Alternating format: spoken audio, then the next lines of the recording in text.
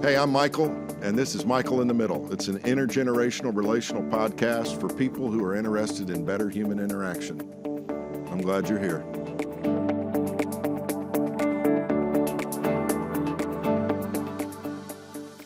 It says that recording is in progress.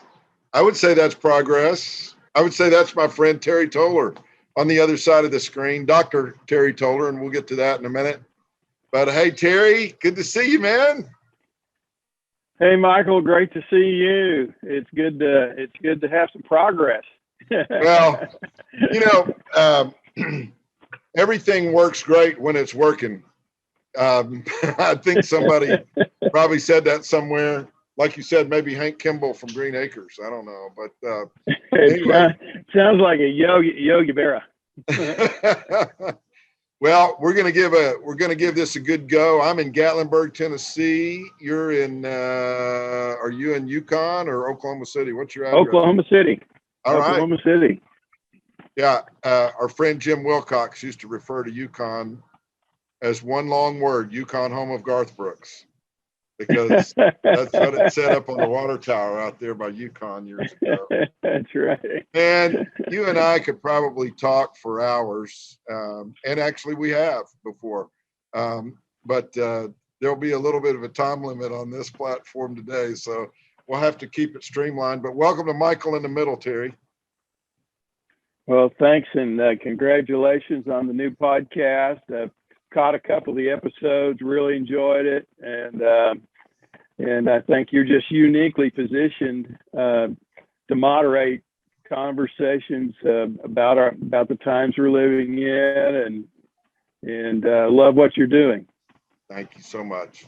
We'll get to, like I said, some of the things about your life and how you landed in the middle of what you've done and what you are doing to this day. But you're actually a middle child, right? Tell me about your family. Yeah, I'm an auxiliary child. Only middlers would probably laugh at that. The oldest child is usually the compliant child, did everything right, showed leadership, responsibility, and the younger child was just too cute to spank, and so that leaves the middle child. So my wife's also a middle child, so it makes for some interesting dynamics at times as we both kind of live out our birth order sort of thing. But I love being a middle child. Two great brothers. Tell us about who your older brother was and who your younger brother is, and that'll help kind of inform some of the rest of the conversation. I mean, I know the answers to that question, but I want people maybe who've not known you before that are, coming into contact with you via this podcast. Tell me a little bit about your growing up years and about your brothers. Yeah.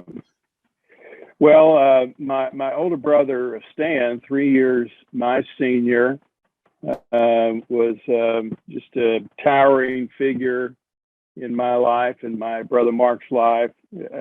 He was a champion for us, and our father was killed, Michael, just a few days ago. Had the remembrance of the 60th anniversary of his death. He was 35 years old and was killed in a construction accident. I had turned 9 the day before, and my father was killed in a construction accident the next day. We had moved from the mountains of West Virginia, where I spent my early life. My dad had the best we could figure, a 4th grade education. And my mother had an 8th grade education and worked in the coal mines. We lived in an unincorporated village, and like folks who lived the miner's life, it was a very, very hard life. And the other day, as I was reflecting on the 6 decades that had passed since his death, I thought again about his courage as a young father with 3 little boys. My youngest brother, Mark, was 9 years younger than my brother Stan. the courage of a young father and his wife of leaving everything that they knew in the mountains of West Virginia and going to a big city in Columbus, Ohio, where we were introduced to sirens and traffic and people of other races. In fact, we were very, very poor, and we lived in the projects with a lot of African American folks who became our friends.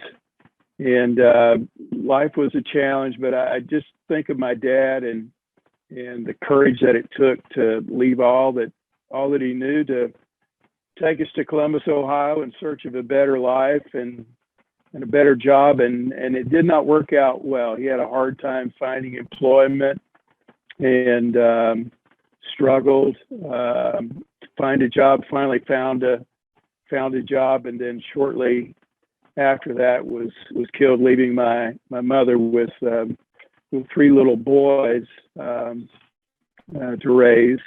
And I've got to tell you, it was the love and the grace of God, and especially as it was manifested through a little church that had taken the hillbillies in and loved us and cared for us and clothed us and fed us and encouraged us. And that, I guess that's why to this day I still have such a high view of the body of Christ, of the Church of Jesus Christ, because it saved us.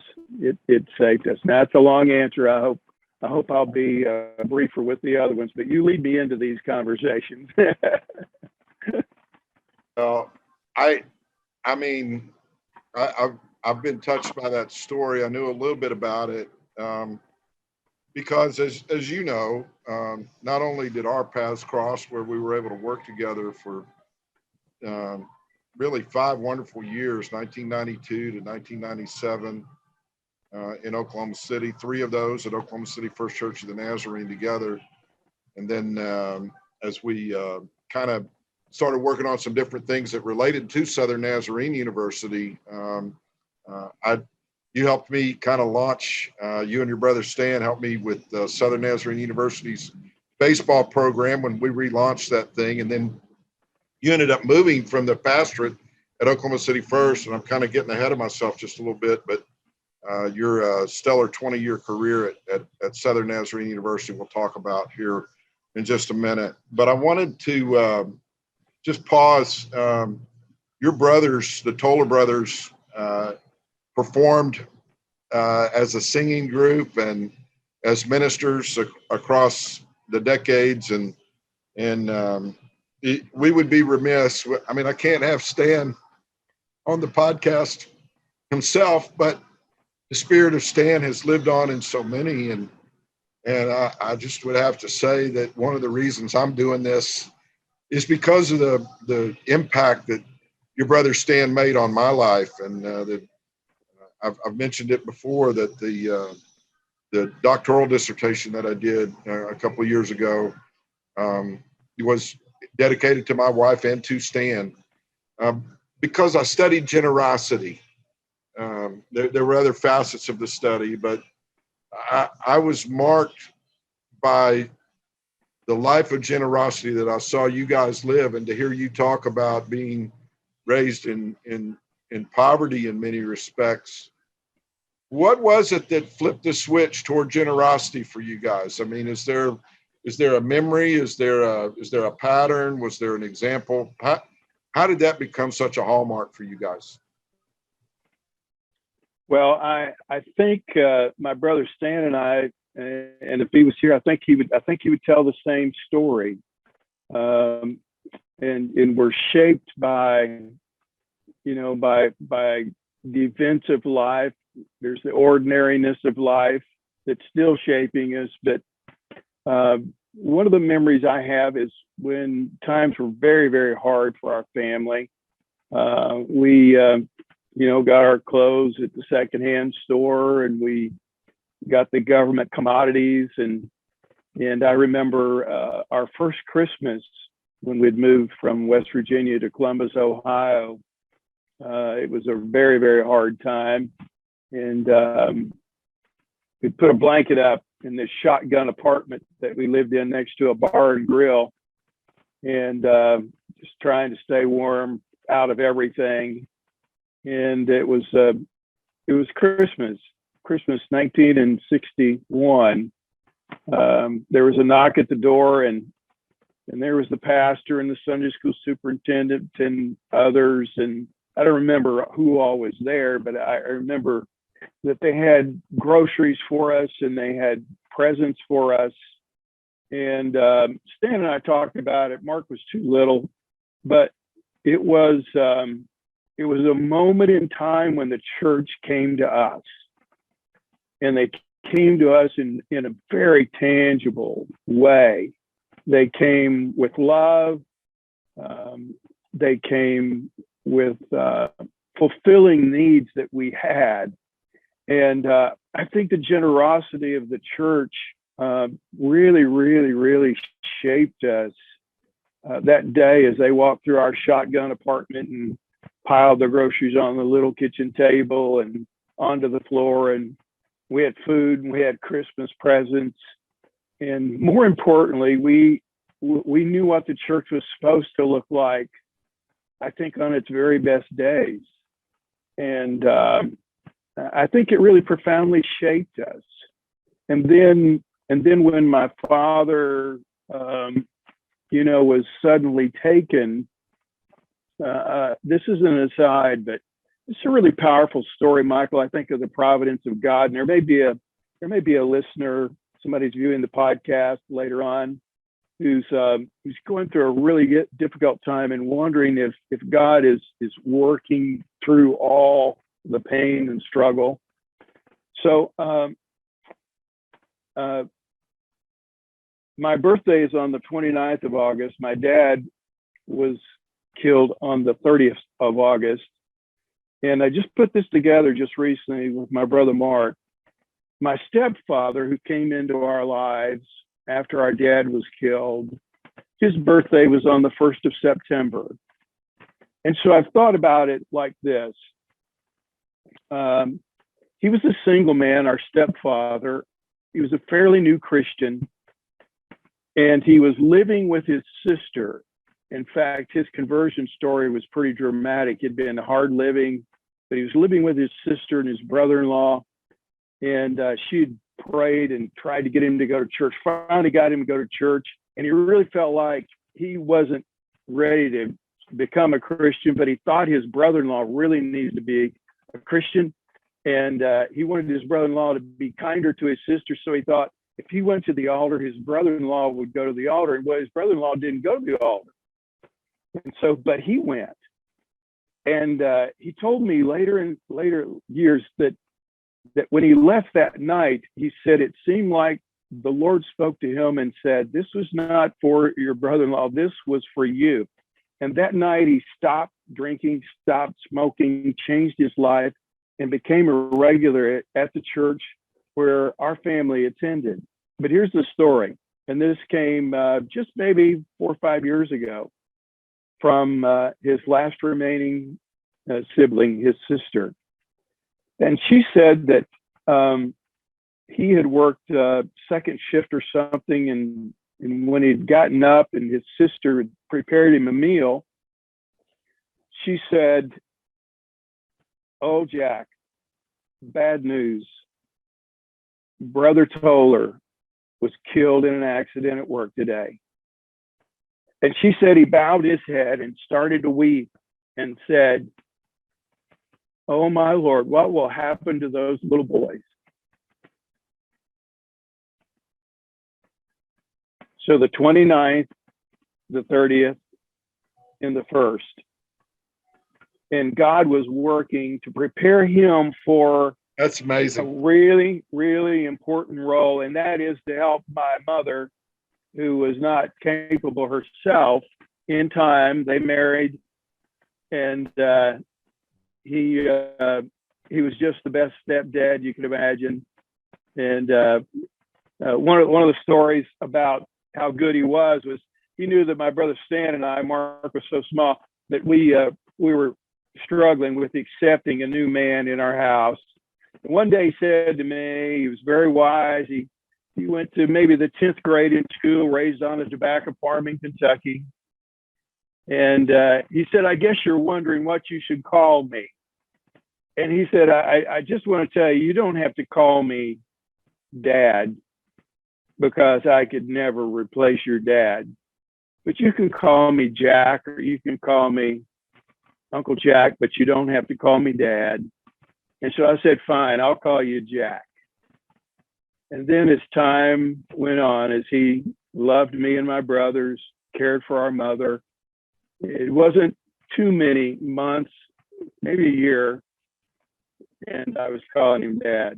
And he was just the most wonderful stepdad we could have ever imagined. So I've been blessed.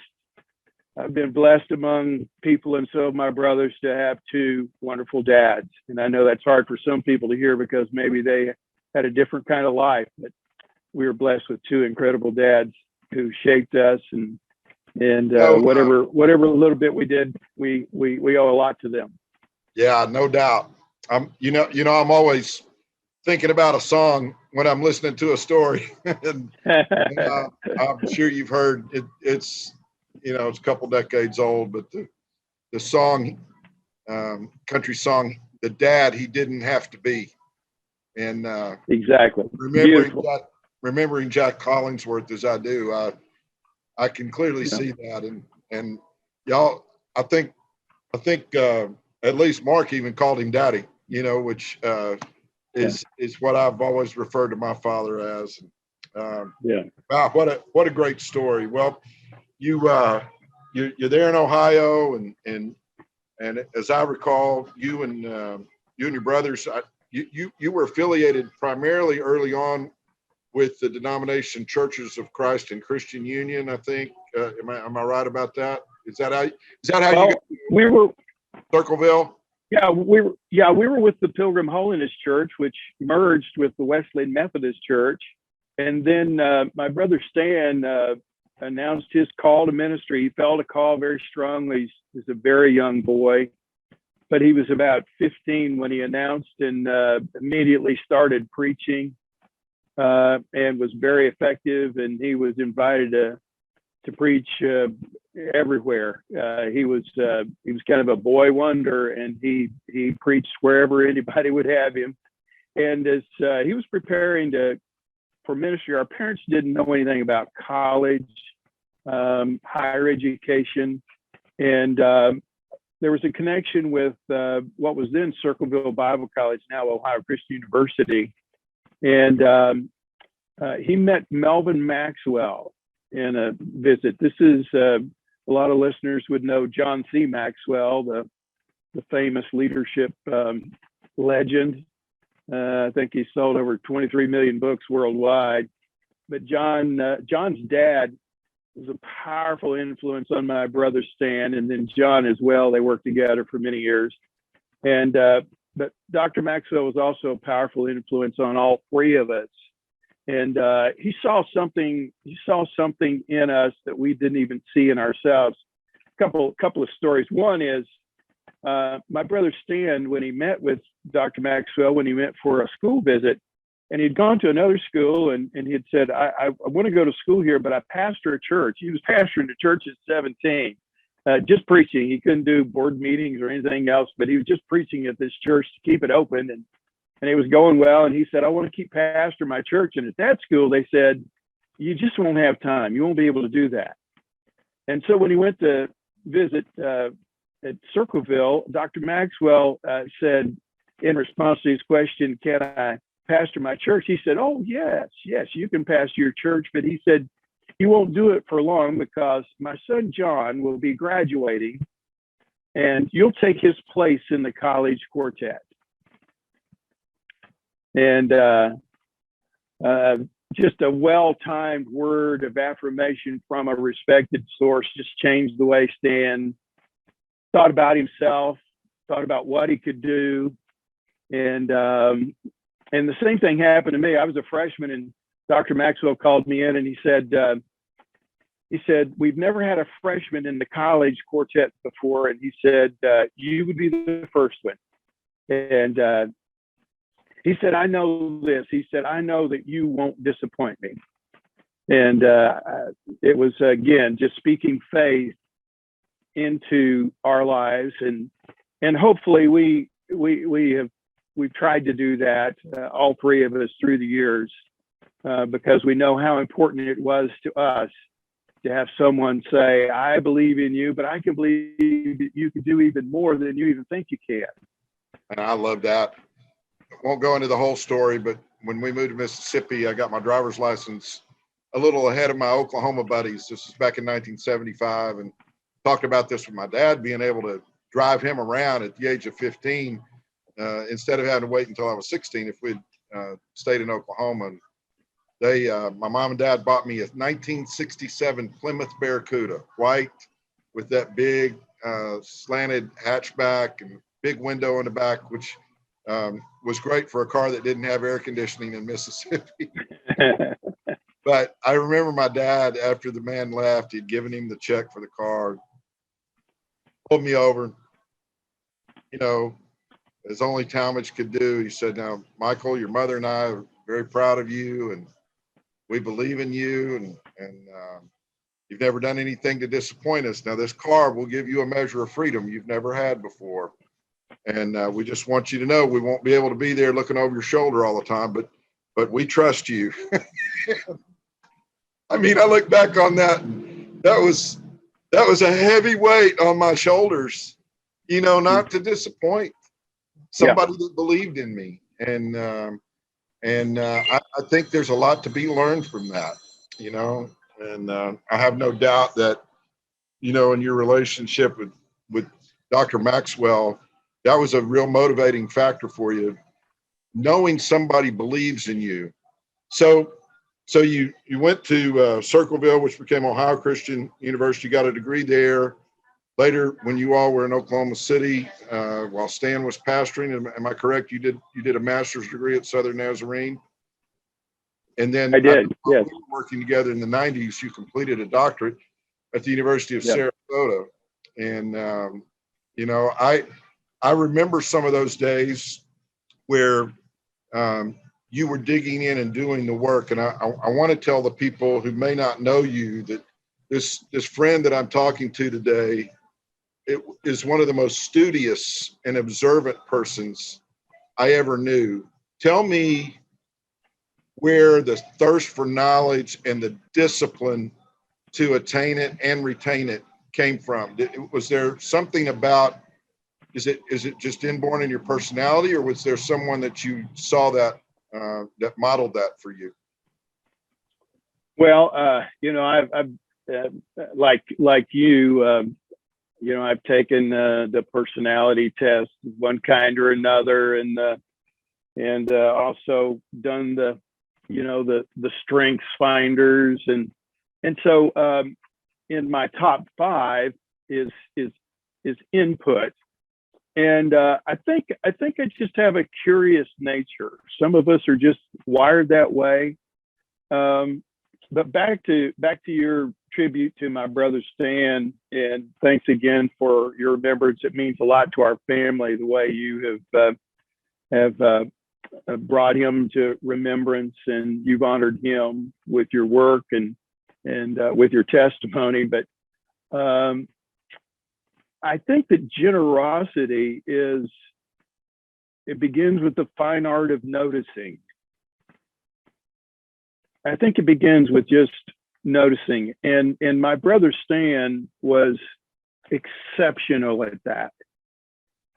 He had I think a spirit infused sense of who needed something and how he might be placed in that moment to do something for them, just a little bit, to encourage them. And so at his memorial service, there was a large one, and then we had a family memorial service. But at the family service, I said, I have one word for my brother. He was a champion. And so at this stage of what I call my advanced adolescence, I think that's really what I want to be for the people in that God puts in my life. I want to be a champion. I want to be a champion for them. And it may be giving something tangible, resources or whatever, but it may just be just a word of encouragement that is just what they need. I just parenthetically, for people who may be listening, I have no idea how good the microphone is on this computer that I'm working off of today. I am not at a dance club, although it may sound like that. I'm on the patio by the pool here at a Fairfield Inn in Gatlinburg, and there's a big classic hot rod convention going on over in Pigeon Forge, and every now and then it sounds like George Jones's hot rod that was hotter than a $2 pistol. You know, I maybe he wasn't talking about a hot rod, but for the sake of this.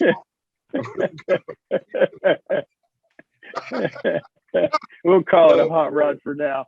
You know, Terry, the process of studying for a sermon or a lecture had to have been helped by your ability to think in word pictures, which allowed you to write songs. I know you guys kept up with how many sermons that you preached and where you preached them and when you preached them and that sort of thing. And I just have to tell you that the years that I spent there under your ministry, I couldn't wait for the so what part of the sermon when those minutes that you had been speaking were all crystallized in a moment for a takeaway. That's kind of the equivalent of a hook for a song, right? I mean, as a speaker or as a musician, you're looking for something that people are going to walk away with. Talk to me about what that process was like, and maybe even tell me, when did you know you could be a songwriter? I'd be interested to know how all that kind of came together. Yeah, I think just my natural default sermon preparation, writing a sermon. I approached it just like a song. I can't remember who this is attributed to. It may be Jeffrey Wainwright, who talks about all the noise that people have all week long, and then on the Sabbath, then comes the poet. And somebody out there can probably help us with who actually said that. Then comes the poet. And so I don't know that I was always poetic, but I think there is a rhythm to a sermon for me that is almost musical, with the scripture and with illustrations. And in my case, I guess the so what part of the sermon was essentially the essence that people could, hopefully without too much work, take away and say, this is what I heard the pastor say. This is what I heard the speaker say today. An example would be I preached a sermon just the other day, and it was about the love of God. And so the so what part was, salvation is not so much about the badness of man as it is about the goodness of God. Man is just that bad, and God is just that good. So to try to encapsulate, whatever it is, 20 minutes or 30 minutes, not typically for me, 20, 22 minutes is about all I was worth. It probably wasn't worth that much, but as a preacher, but that's kind of the songwriter in me, trying to find a way to, you might call it the hook. So what's the hook? What was the first song you ever wrote? Yeah, I was about 15 years old. My brother Stan studied piano, I think, for 4 or 5 years. My brother Mark studied piano for 6 years, maybe. And I don't know that Mother ever offered me the opportunity of taking piano. Nobody ever said, "Here's your John Thompson Book One." I just learned to play on my own. And so by the time I was 15, I was doing chord progressions. And the very first song I wrote, so imagine a 15-year-old, and here's the lyric: "Have you failed in your prayer life? Cut devotions quite short? Is your life filled with sorrow, always wanting more?" And anyway, the chorus was, "Closer to God in prayer, closer to God in prayer. Ask, you shall receive. Seek, and I'll be there. Closer to God in prayer." So publishers were not beating down the door to our house to get more of my songs, but the song was actually it was recorded. So that was the first one of many from age 15. You're being modest when you say one of many. Do you even know how many songs you wrote across the years? I think I've had maybe 60 songs published. There'd be more songs than that. Yeah. But I don't think about it that much. I think the only reason I knew that is because we were filling out some documents or something and about publishing. And so I've been very, very fortunate also to write with some really wonderful writers. And that's been a great blessing and a stretching experience too, to write with some really good writers. I'll get back to the gospel songs in a minute, but I would think that people would be fascinated to know what happened with the songs that you wrote for children's lullabies, and that was kind of a collaborative effort, or how did that get started? Yeah, I was working with the publisher, and we were doing other stuff, and they said, "Hey, we're going to do a project of lullabies," which didn't sound all that exciting. And they said, "No, this is going to be a very, very unique project. This is going to be the lullaby project for the ages." And that sounds like an overstatement, but as it turned out, it was a very, very strong beginning. And so they said, just give us a lullaby, no other instructions. And so I came back to Oklahoma from Nashville, and we had just moved actually to Oklahoma. And, sometimes, I fish a lot, and I say this, God knows who needs to catch a big fish. So whoever may need the most encouragement, the Lord knows who needs to catch a big fish. And so I was not my best self because a lot of things had not worked out in our planning as we had moved to Oklahoma. And you've heard people say, "Oh, we just knew it was God's will, how everything worked out." Well, everything did not work out. It was not going well. We ended up in this tiny apartment because of some housing issues that were not in our plan at all. And so in this tiny little bedroom, I had a Fender Rhodes piano, and they've been brought back from obscurity. Now you hear Fender Rhodes pianos and a lot of stuff. But so I had this old Fender Rhodes piano and had a little footstool. And I actually had a rocking chair right now, so I can simulate what I was doing. I was just trying to get the meter for what would be the speed of the tempo for writing a lullaby. And that's when I wrote a song called Lullaby for Teddy. And that song was actually featured with an UNESCO, those Precious Moments figurines. It was a hardback book, and just a lot of wonderful things happened because of that song. And that song was a part of a collection called The Child's Gift of Lullabies, and really set a new standard for children's recordings. It was very celebrated and did very, very, very well in the marketplace. And so then that prompted volume 1, volume 2, and so I contributed maybe a half a dozen songs to those projects over the years.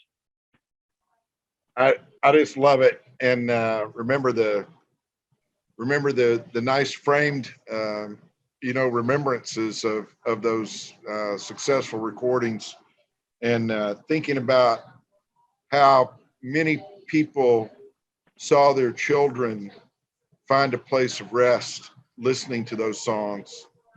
Mm-hmm. Some of your gospel songs have helped people find places of rest as well. A sense of belonging and attachment. The song "He Loves Me Like I Was His Only Child" has reverberated with me across the years. Where was the inspiration from that? And where did that line, "the cinema of remembrance," come from? Yeah, the cinema of remembrance is from a song I wrote that was featured on a couple of the Gaither videos, recorded by a beautiful singer named Deborah Talley, the Talleys, and the song's called "Thinking About Home," a story song. And I was very, very fortunate that Bill Gaither liked that song, and he actually produced that song, and so it was a good door opener for me. The only child, and by the way, for people who know of that song, "A Penny for Your Thoughts," I said to the old man is the opening line, and a lot of people have asked me who was the old man, and there was no old man. I'm a writer. I was just hopefully inspired a little bit, and I wrote a story song, and it touched me, and that's kind of my rule of thumb. If it doesn't move me, I don't have much hope that it's gonna do much for anybody else. But Only Child is a song that's really close to my heart because it actually comes from family life, and you have wonderful parents, and we miss your mother, but your dad is a towering figure in our lives, a great friend and leader. But how our parents were able to show each of us love individually, even though there were 3 of us. And so the line is, let me tell you how he divides his time, or let me say, I never stand in line. If you're wondering how he divides his time, God, just let me say, I never stand in line. He loves me like I was his only child. And so it really came out of just family life, and then thinking about it, in a spiritual realm. My father has a great big family, and there are many children besides me. And so I hope, I think there is one message that I want to preach and sing everywhere I go, is that the great enemy of the soul wants us to believe that there is nothing we can do to make God love us. And there's one message that I'd love to get to, the deepest part of every person who hears me speak or sing or reads anything that I've written, and that is that the love of God is for them. I think it was John Wesley who said, "We can never love God as we ought until we know for sure that God loves us." And so that's kind of the essence of Only Child, that God does love each and every one of us as individuals. And it's a life-altering message if we can take it into the deepest part of our soul. What is the key to finding the right chords in relationship with people? I mean, it has to start with one's own relationship with God, I think. But I think there's a little bit of science, and I think there's a little bit of art when you talk about relationships. You have any thoughts about that as we kind of start, bringing this symphony to a close? Yeah. I'm certainly no expert on it, but I think the way I think about it, and again, back to my family upbringing, my brothers, we are so fortunate over the span of our lives. And my brother Mark is a wonderful pastor, 30 plus years in the same church. He's great at relationships. My brother Stan was just a magnet. He was a really, really great relationship builder. But I think it comes down to this, and we always just seem to feel comfortable regardless of who we're with. And I think it's just this simple. First and foremost is accepting the humanness of others and also accepting our humanness. It sounds so fundamental, but I think it's just beginning there at a place of respect that I am an image bearer of God. That's my firm belief. I'm not an accident. I'm not the result of some cosmic collision. God made me, and I'm humbled that I have his imprimatur on my life. But also, when I look into the face of another human being, I see that they too are a full image bearer of God. And so to accept their humanness and all that means is, I think, just the base, the fundamental base where we begin a relationship with anybody. You have a beautiful wife. Sue is just one of the finest ladies I've ever known. Hardworking, intelligent, industrious. She finally retired, right? She did. Yeah. Yeah. And she's struggling with that a bit, but she's we've tried to right size over the last few months, and it's been quite a journey. And so, because of our move and the in between time, she's got plenty to do. So I don't think she's suffering as much as she was at first, because she found a lot of joy in working, and she was great at relationships with work. She shared Christ with a lot of people through the years, through her work assignments. But you also have two amazing sons, and they married beautiful women, and now you have grandkids.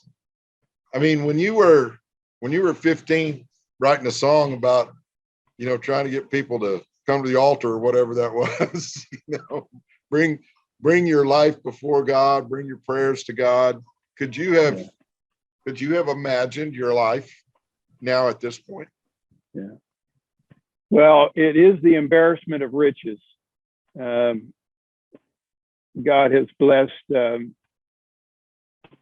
us incredibly, and we're so humbled and grateful.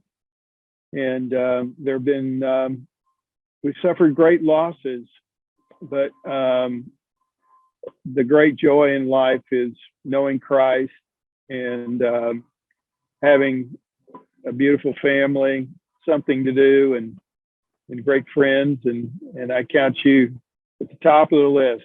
And let me just say this, Michael.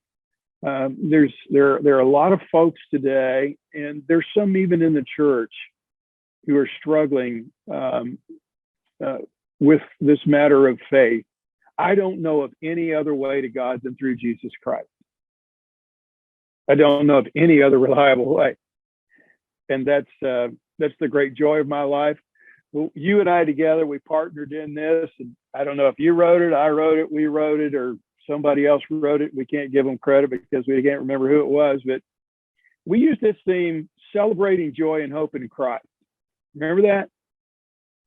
I remember it well. I remember it really resonating with me. That theme was just, how do you improve on the concept or the aspirational view of joy and hope because I mean, you look around the world today, and there's just an, an abject absence of joy and hope in so many people's lives. And I guess, Terry, one of the things that I feel like has bonded us together across the years, and even, in moments we didn't completely understand at the time, is that, man, God sees all the way down the road when all we can see is kind of right here sometimes. And I wouldn't change a thing, man.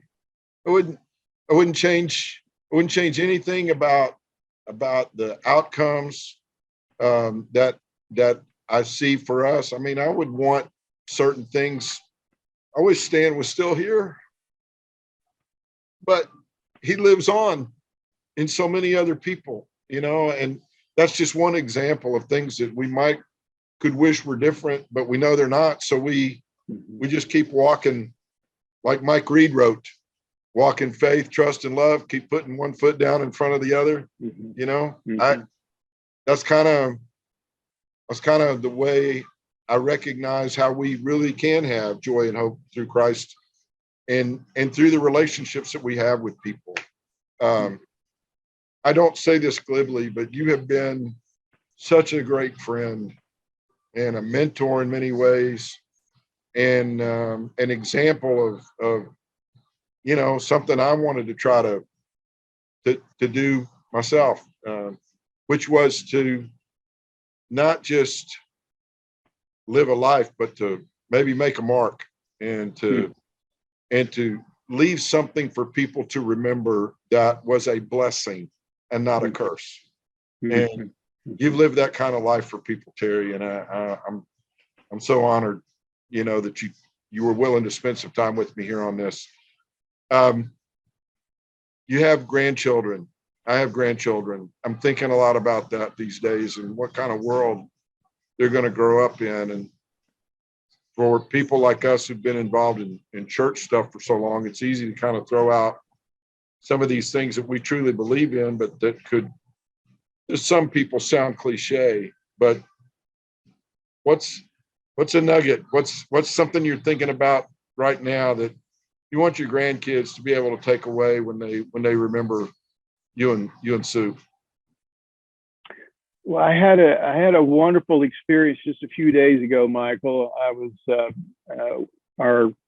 we have a son who lives near us here in Oklahoma, and then we have a son who lives in Clearwater, Florida. And you and Sarah were so gracious to our son Trent when he was a student at Trevecca, and it's where he met the love of his life, Aaron. And we're so blessed. They have two wonderful children.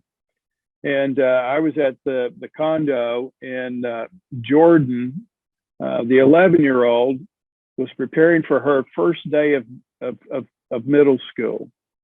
And so she said, "Papa, can I spend the night with you at the condo?" And I thought, well, that's a pretty big deal because, it's the beginning of middle school. And so implicit in that was I would take her to her first day of middle school. And her parents graciously allowed that to happen. And so she went to bed early and excited about the day and dressed for her first day of middle school. And before we left, I said, "Come here, Jay." I call her Jay. I said, "Come here, Jay. Papa wants to pray a prayer of blessing over you as you begin middle school." And so it was a sacred moment. It was a thin place where God came near as I put my human hands on this beautiful little child as she's going into this pre-adolescent and adolescent world and a new educational experience and all that goes with it. And I prayed for God's protection and his favor on her. And in that moment, I championed her cause in heaven. And I want to champion her cause on earth. And so as I think about, my life and my so-called career, I think now that's what I really want to give myself to, and that's what I would encourage parents and grandparents is love deeply and be the champion that they need. Because we can't have, Michael, we can't have too many champions in our lives. I don't care if we're 60 or we're 11 going to the first day of middle school. We can't have too many champions in our lives. And so that's what I want to give myself to. They were doing an event at the Toler Resource Center for Pastoral Leadership at SNU a few months ago, and there's another one coming up very soon. And I understand the registration is already over 400. Dr. Rick Harvey's doing an incredible job of leading that, as well as pastoring Bethany First Church. And Larry Morris also is doing a great job. But they said, would you have a title these days? And just jokingly, I said, I think of myself as the Chief Encouragement Officer. And so that's what they actually put in the program, that I was a CEO. So I just want to be a champion. I want to be an encourager. And I think parents and grandparents, that's one of our key, privileges and responsibilities. I want to close the loop with that, because I mean, as you were talking about being a champion and the term Chief Encouragement Officer, I remember flying down to Brunswick, Georgia for a minister's retreat, and I was on the short hop back to Atlanta from Brunswick, and then on back to Nashville, and sat down next to a guy. I'd been working on my dissertation, and man, that was, what an act of perseverance that whole process is. And I wasn't feeling like I was making much headway. And I sat down in this little commuter jet by this tall, handsome man. And we started talking. I know they might find that hard to believe, but I was chatting with him and saying, hey man, where you headed? I'm headed to the University of West Virginia. I'm going to meet with the swim teams up there. I said, really? And he started talking to me about what he did. Here's the upshot of it. I told him what I was working on, told him that I was really wanting to make a difference in the world through generosity and encouragement. Guy hands me his business card. His name is Bill Champion. And his title with his company was Chief Encouragement Officer. Wow. And I can't think of any better way to close this moment. But man, what if we all started passing out business cards that had in our titles the word encouragement? Because the world will beat you down at every turn if you allow it. But I think God can use us to lift people up and encourage them that a better day is coming. And that's, as I've said many times already, that's what I want this podcast to be about, is standing in the gap, being a bridge builder, being in the middle of helping people believe that there's a better day. Even if today's a really good day, tomorrow can even be a better one. And that's why I want to live my life. I've seen you do that. Thank you for telling that story about your precious granddaughter. Man, the ties go deep. You coached our sons in basketball. Our kids played baseball together. Chad and Aaron continue to be really close friends. Of course, Adam and Seth, Stan and Linda's sons. It is like one great big family. Thank you so much. I love you. I appreciate you. Michael in the Middle really is, folks, all about an intergenerational relational attempt to find better communication between people. It'll make the world a better place. It'll make your world a better place. Find somebody today and tell them you love them and you believe them and you're there for them. If there's any possible way you can encourage someone today, I promise you it'll be better for all of us. Thanks for being here.